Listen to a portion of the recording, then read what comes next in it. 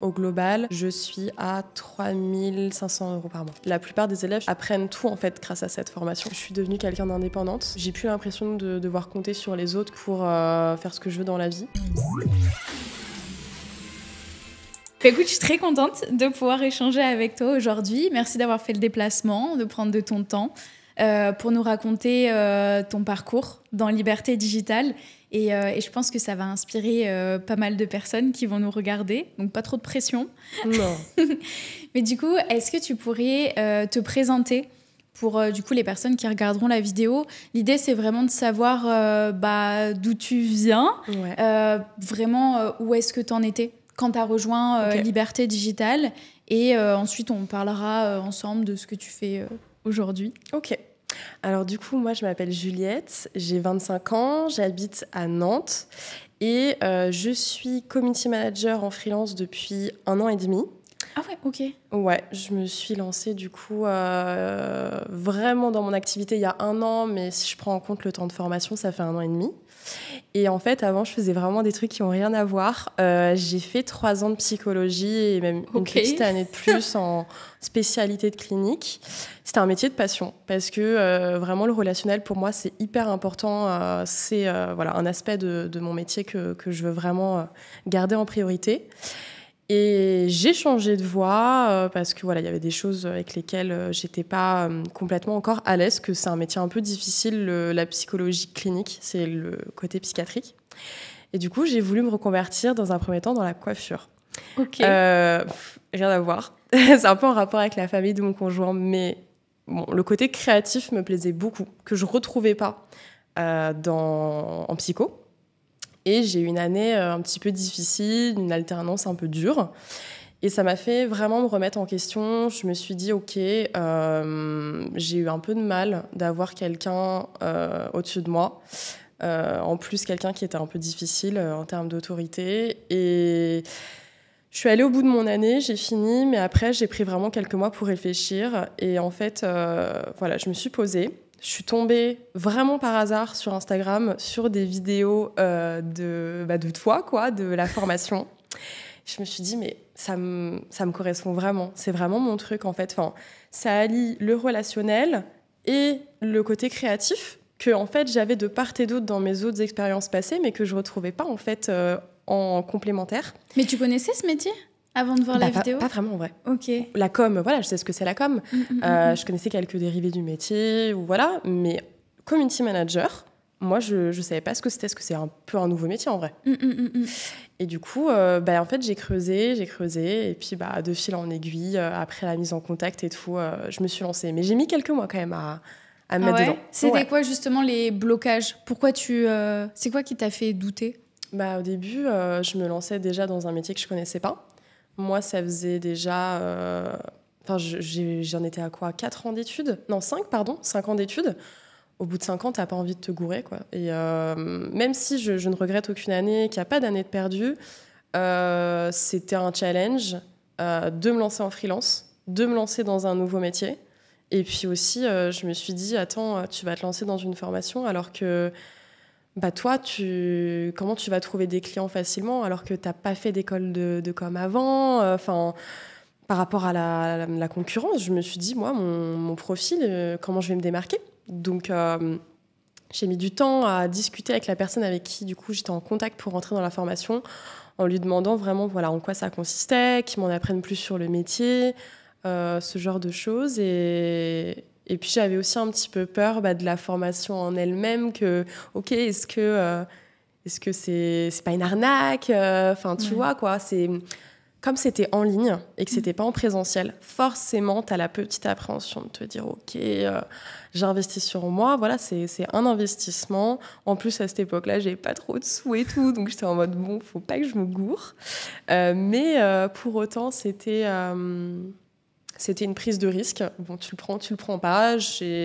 À force de discuter avec la personne, je me suis dit que c'était OK. Ça a été quoi le déclic? Tu as eu un déclic où tu t'es dit OK là Ouais, j'ai trouvé une personne de la formation. J'ai envoyé un message par Instagram à une de tes élèves et je lui ai demandé. Honnêtement, je n'aurais pas le nom en tête. Je m'en souviens pas. Je crois que j'avais envoyé un message à une de tes coachs, Manon, parce que je suivais son profil d'entrepreneuse, tout ça. On avait un petit peu discuté et je lui avais demandé, voilà, est-ce que tu recommandes cette formation ? En gros, c'était ça. Et elle m'a dit évidemment que oui, que pour me lancer, il y avait un accompagnement vraiment complet et elle m'a rassurée. Mais voilà. Trop bien. Et du coup, comment ça s'est passé les premiers jours, les premières semaines dans Liberté Digitale ? Écoute, très bien. Je trouvais que tout était clair, que l'accompagnement était complet. C'était qui ta coach ?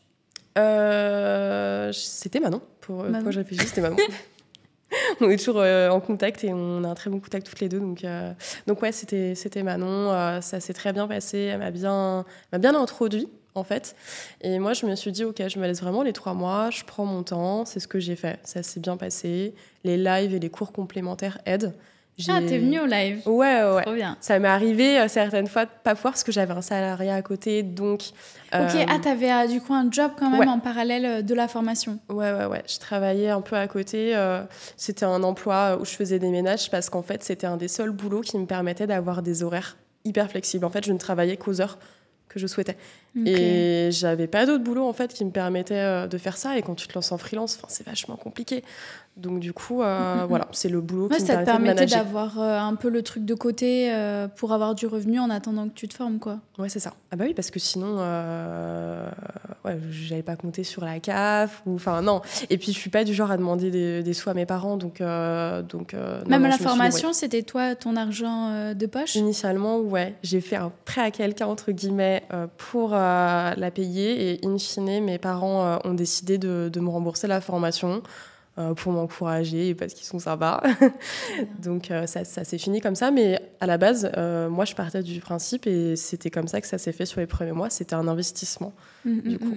Mais je pense que c'est le bon mindset parce que c'est pour ça que c'est pas gratuit parce que moi je sais que j'ai offert la formation à mes proches et quand je leur offre, jamais ils l'ont ouvert.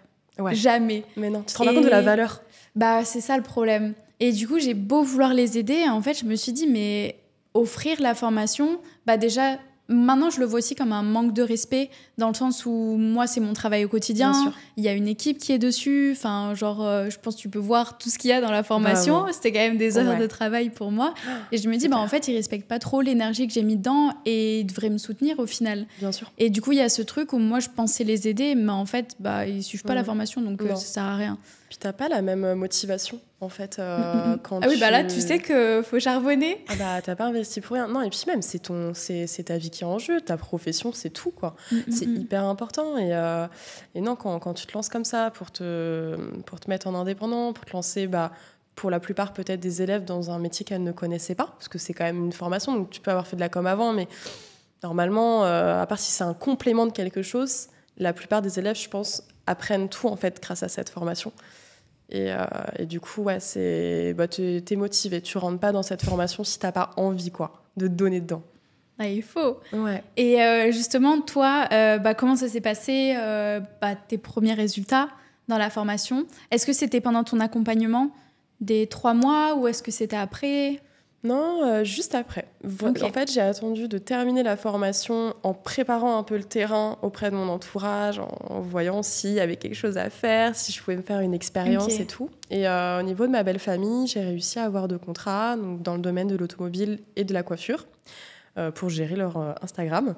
Donc pas coiffeuse, mais t'es quand même restée... Ouais, mais je coupe toujours les cheveux de ma sœur et de ma mère à la maison. Je garde toujours, j'aime bien avoir plein de petites compétences à droite à gauche.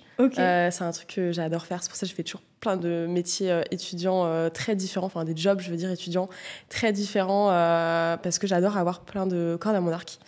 Mais bon, c'est encore autre chose. Mais du coup, j'ai préparé ça en me rapprochant un peu de mes contacts, entourage, du bouche à oreille sur la fin de la formation. Et j'ai attendu, en tout cas, que la partie administrative soit bouclée pour vraiment engager quelque chose. Et ensuite, j'ai eu ces premiers contrats qui m'ont fait une première expérience, qui ont été en fait vraiment primordiaux, moi, dans le lancement de mon activité. Ils étaient rémunérés, du coup ? Ouais. Okay, ouais, j'ai eu la chance d'avoir des contrats rémunérés. Après, je pense qu'ensuite, il y a eu des mois où ça a duré comme ça pendant 2 mois. Au bout du 3e mois, j'ai commencé à me dire, OK, je vais pouvoir m'ouvrir à faire à essayer d'autres clients, des gens que je ne connais pas ou autres. Là, ça a été un petit peu dur. J'ai mis du temps à démarcher. Je pense que la manière de prospecter dépend aussi beaucoup de chacun. Et au début, c'est pas forcément facile. Non pas que j'avais pas de conseils ou de clés par rapport à ça, mais je devais forcément m'y prendre mal sous un angle. C'est une sortie de zone confort aussi, prospecter. J'ai mis tellement longtemps à sortir de chez moi pour aller démarcher en physique. Moi, j'ai jamais fait, je pourrais jamais, tu vois ça. Ouais. Et ça, je respecte beaucoup, beaucoup. C'est hyper dur. Mais moi, je pourrais pas. C'est dur. Après, j'ai une petite facilité à arriver à discuter avec les gens et à me sentir à l'aise. Mais pour autant, de se vendre, mais sans trop se vendre non plus, c'est un peu délicat.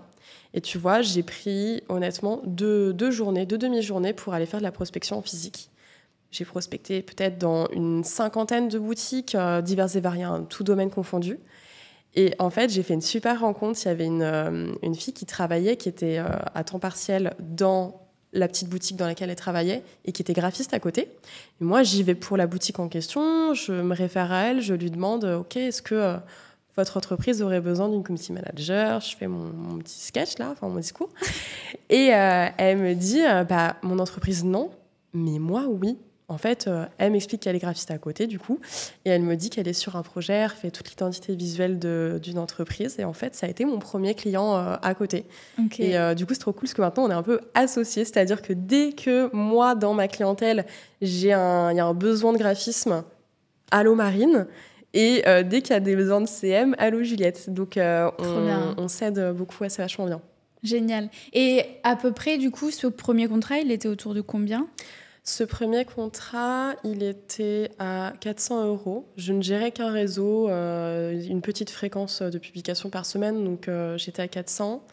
Et mes 2 premiers contrats, j'étais à 300 chacun. Donc en tout et pour tout, j'étais à... Je suis nulle en calcul. À 1000, quoi. À 1000. Et ensuite, j'ai eu mon premier contrat par Liberté Digitale, qui était, franchement, sans te mentir, mon contrat clé. Le contrat le plus formateur, parce que j'ai eu beaucoup de responsabilités, beaucoup de réseaux sociaux à gérer pour 2 marques différentes. J'ai eu de la gestion aussi de partenariat, un peu de gestion de mail, donc ça me faisait des tâches encore plus diversifiées que ce que je ne pouvais faire pour mes autres clients. Et du coup, ça m'a appris à vraiment développer mes compétences et les exploiter au maximum, à faire partie aussi intégrante de l'équipe. Et je ne vais pas dire que j'ai participé activement au développement même produit, mais on y participait quand même à notre niveau. Et puis, c'était un contrat qui me prenait pas mal de temps. Donc, mine de rien, du coup, c'était ma première grosse expérience. Et grâce à ça, en fait, j'ai pu obtenir après des beaux contrats par la suite. Et franchement, je suis hyper reconnaissante. Ça a été ma première petite victoire de freelance, quoi. Ouais. Et du coup, ça a duré combien de temps, ce contrat avec Méline ? On est restés 5 mois en contrat ensemble. À la fin, du coup, ça se passait très bien. Et elle avait besoin pour, même dans sa stratégie de communication, vu que tout était en distanciel, qu'il y a une personne qui représente par son image les produits, la communauté. Et c'est vrai que moi, je ne suis pas très caméra, je ne suis pas très à l'aise, même sur mon compte professionnel Instagram, j'ai beaucoup de mal à montrer. Du facecam, je ne peux pas. Vraiment, je ne peux pas. Ah ouais ? Je suis trop gênée. Okay. C'est pas mon truc. Et du coup, comme en plus, les produits en question, on était quand même sur de la lingerie et tout, je lui ai dit que moi, je n'étais pas mannequin, c'est pas trop mon truc. Je lui ai dit, je pense qu'une personne serait plus adaptée. Une autre personne qui a envie de le faire. Et de fil en aiguille, on a gardé un super bon contact, mais du coup, on a arrêté notre collaboration. Je me souviens, j'étais avec elle à Dubaï, je crois. Ouais, je l'ai rencontrée à Bali, et après, j'étais avec elle à Dubaï. Et du coup, elle m'avait demandé un profil de la formation. Du coup, on avait diffusé l'annonce. Et elle m'avait dit que c'était vraiment cool. Et qu'en plus, tu montais aussi en compétences au sein du poste.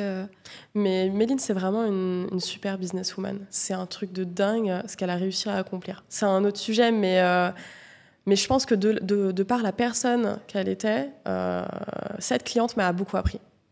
C'était une nana super inspirante et elle aimait vraiment changer de thématique parce qu'elle se testait aussi dans sa marque. Et moi, ça m'amenait en fait à me challenger tous les mois parce que je devais repartir sur une optique de travail complètement différente, une créa complètement différente. Et au final, ça m'a beaucoup appris, du coup. Ah, trop cool. Et ensuite, du coup, tu as trouvé un autre contrat. Ouais, j'ai obtenu un beau contrat qui, je pense, ma précédente du coup, expérience dont on vient de parler, ça m'a aidé aussi. Parce que d'avoir pas mal de responsabilités, d'avoir travaillé dans le e-commerce, mon nouveau client étant parmi plusieurs domaines, entre autres dans le domaine du e-commerce, ça a beaucoup joué. Et du coup, je travaille chez Mindeo depuis 4 mois en tant que modératrice. Donc voilà, on est une petite équipe de 3 community managers et c'est un super travail parce que même si j'ai pas l'aspect créatif dans ce métier, avec ce client, on va dire, je l'ai avec d'autres clients que je garde à côté. C'est un rythme très différent, mais qui, moi, me va. Parce qu'en fait, pour expliquer brièvement, je travaille 4 jours, 3 jours, une semaine sur 2. Et en fait, je travaille de 8h à 23h. Après, je suis pas tout le temps le nez sur mon ordi, évidemment, de 8 à 23. Mais voilà, je suis modératrice, du coup, de différents influenceurs qui font partie de cette entreprise. Et ça a été un recrutement difficile parce qu'il y a eu beaucoup d'étapes, plein d'exercices, plein de choses. Mais j'ai obtenu un super contrat. Franchement, je ne pensais pas parce que ça fait depuis avril dernier, donc 1 an et 2 mois que je suis en freelance. J'ai jamais travaillé dans la com avant. Et là, je réussis à avoir une bonne rémunération et avoir des super références, quoi, des beaux contrats. Et franchement, j'y croyais pas. Et même mon entourage est vachement fier de moi, donc je suis trop contente. Bah ouais, tu peux être trop fière. Enfin, c'est des bonnes références. En plus, Mindeo, c'est quand même en pleine croissance. Ouais. Méline aussi, c'est comme ils sont aussi en grosse croissance. Enfin, c'est brand en plus. Ouais. Et justement, là, mensuellement, tu fais combien d'heures à peu près par semaine et combien de rémunération, si tu pouvais donner une fourchette? Mon nombre d'heures semaine, il est un peu dur à définir parce que selon si on est en fin de mois ou en début de mois, ça va varier. Je pense que je suis au moins en 30-35 heures semaine. Ok. Au moins. Mais je vais un peu me dégager de temps. Je pense que là, je vais travailler plus sur du 40-45 heures semaine. Je vais accueillir un dernier client. Mais sinon, c'est à peu près ça. Et en termes de rémunération, au global, je suis à 3 500 € par mois. Ok, voilà. Trop bien. Ouais. Et là, tu continues du coup la prospection quand même? Non, en fait, je pense vraiment que mes 2 derniers clients, ils m'ont donné l'opportunité, en tout cas jusqu'à maintenant, je touche du bois, de ne pas avoir à prospecter. J'ai plusieurs propositions régulièrement, au moins 1 ou 2 par mois. Et ça me permet de ne pas avoir à rechercher. Mais j'ai eu des périodes où je recherchais beaucoup, où j'étais sous pression, où j'ai charbonné. Vraiment, je me suis donnée. Pour avoir mes 2 derniers contrats, j'ai vraiment donné beaucoup de temps, beaucoup d'énergie. J'ai tout donné dans le recrutement. Donc voilà, c'est pas tombé du ciel non plus. Mais c'est vrai que là, actuellement, je pense pas que ce soit mon nombre d'années d'expérience, parce qu'on est à 1 année, donc c'est peu finalement. Mais qui me permettent de pas prospecter, c'est les contrats que j'ai pu décrocher. Mais même, c'est incroyable de dire que ça fait 1 an, que c'est pas tes études non plus initiales. T'as quand même ce récurrent tous les mois qui t'assure quand même de la stabilité c'est clair. dans ta vie. Ouais, vraiment. Honnêtement, je pensais pas. En plus, je suis pas quelqu'un qui a pas du tout confiance en moi, mais sur le professionnel, je suis pas... J'ai jamais été fière de moi, en fait. Et c'est aujourd'hui vrai que, aujourd'hui, sans prétention, ou voilà, après, parce que rien n'est acquis dans la vie, ça, je garde bien les pieds sur terre par rapport à ça. Mais je suis plutôt fière de moi, de me dire qu'en 1 an, je me suis débrouillée toute seule. Ma famille n'a pas toujours suivi mes choix de reconversion, parce qu'en même temps, ils pensaient que j'étais peut-être un peu perdue, et puis je passais du coq à l'âne, donc forcément, ils se sont dit, la nana, elle est complètement perdue. Et au final, ça se passe bien, ça vaut le coup. Aujourd'hui, ils sont fiers de toi? Ouais, et puis moi, ils te supportent Ouais, complètement. Surtout que mon papa travaille dans la publicité, donc, et avant ma mère dans la com, donc on a un certain lien finalement dans nos boulots, et donc mon père va m'aider parfois, il va me donner des cours de Photoshop, c'est trop cool. Donc Donc non, ça rapproche même. J'ai l'impression que je tisse des liens encore plus forts avec ma famille depuis que je travaille, notamment avec mon papa. Donc je suis très contente. Cool. Et justement, s'il y avait un gros truc qui avait changé entre la Juliette qui a rejoint Liberté Digitale et la Juliette d'aujourd'hui, tu dirais que c'est quoi ? Que je suis devenue quelqu'un d'indépendante, que j'ai plus l'impression de devoir compter sur les autres, que ce soit ma famille, mes amis ou mon conjoint, pour faire ce que je veux dans la vie. Sur le plan financier et puis sur le plan même personnel, j'ai l'impression que je suis quelqu'un de plus accompli. Et je veux toujours me dire que voilà, c'est pas parce qu'il y a une réussite que que tout est acquis, encore une fois, et que j'ai tout réussi. Et je suis toujours dans l'idée de me développer plus, de m'ouvrir à plus de choses, de toujours sortir de ma zone de confort. Mais je pense vraiment que ça m'a fait prendre en maturité. Parce que quand tu es en freelance, tu as beaucoup de responsabilités, l'administratif, la gestion de clientèle. On t'explique, malgré la formation, je veux dire, à côté de ça, on t'explique rien. Hein. Tu es dans ta barque et tu te débrouilles. Donc, heureusement, la formation et la coach, c'est vraiment un pilier pour avoir des repères, pour comprendre comment ça marche et pour se débrouiller finalement et se lancer. Mais à côté de ça, il faut quand même travailler son autonomie et sa maturité parce que c'est un challenge vraiment personnel. C'est un challenge, mais je pense que c'est ça qui fait qu'aujourd'hui, tu as aussi confiance en toi. Ouais. Parce que c'est toi qui as eu...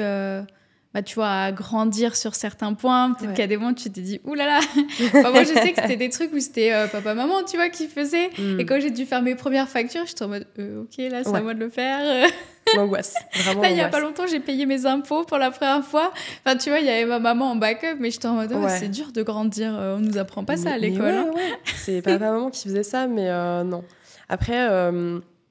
j'ai toujours été quelqu'un de débrouillarde, dans le sens où j'ai toujours cherché à toujours travailler à côté de mes études, apprendre à faire les choses par moi-même, ne pas dépendre financièrement de mes parents. Ça ne veut pas dire qu'ils ne m'ont jamais aidée, mais j'ai toujours été dans la démarche de me débrouiller toute seule. Tu ne réussis pas toujours à le faire, mais je pense que si j'en suis là aujourd'hui, c'est aussi parce que j'avais cette démarche initialement. Trop bien. J'ai terminé mes petites questions. Ouais. J'en ai quand même une petite dernière. Allez. Qu'est-ce que tu dirais si là, il y a une personne qui regarde cette vidéo, qui hésite à rejoindre la formation, qu'est-ce que tu pourrais lui dire ? Je lui dirais que moi, j'étais vraiment dans le cas où j'avais peur, où j'avais pas confiance, que je ne donne vraiment pas ma confiance facilement. Et où, certes, c'est une prise de risque de se lancer à son compte. Et certes, on donne de son argent et de sa confiance à une équipe qu'on ne connaît pas encore. Mais du retour d'expérience que je peux en faire, je ne peux que le recommander. Moi, la vie que j'ai maintenant, je ne l'aurais jamais eue si je n'étais pas passée par cette formation. Parce que je n'aurais pas repris d'études de communication, parce que je ne me serais pas autant challengée. Et je pense que si la personne est motivée, et que elle a évidemment un attrait quand même pour ce qu'elle sait d'extérieur du métier de community manager, il n'y a aucune raison que ça ne lui plaise pas. Et moi, ça a été une super expérience. Donc, je peux que lui recommander. Trop cool. Voilà. Merci à toi. De rien, avec plaisir. Merci aussi de m'avoir accueillie. Ça m'a fait super plaisir. Merci d'avoir pris le temps et tout. Et je pense qu'il y a plein de filles qui vont regarder la vidéo et qui vont se dire, ok, moi aussi, je veux la même chose. Ouais, je pense que ça m'aurait aidé aussi si j'avais vu à l'époque une vidéo. Après, moi, c'était plus peut-être des témoignages écrits et ça compte beaucoup. Mais franchement... on faisait pas les vidéos comme ça. C'est pas pareil. Mais ouais, c'est pas pareil. Là, moi, c'est trop bien de vous voir. T'as du physique et tout, quoi. Tu prends plus confiance et je comprends que c'est hyper important d'apporter son témoignage comme on fait maintenant. Merci à toi. De rien, merci à toi.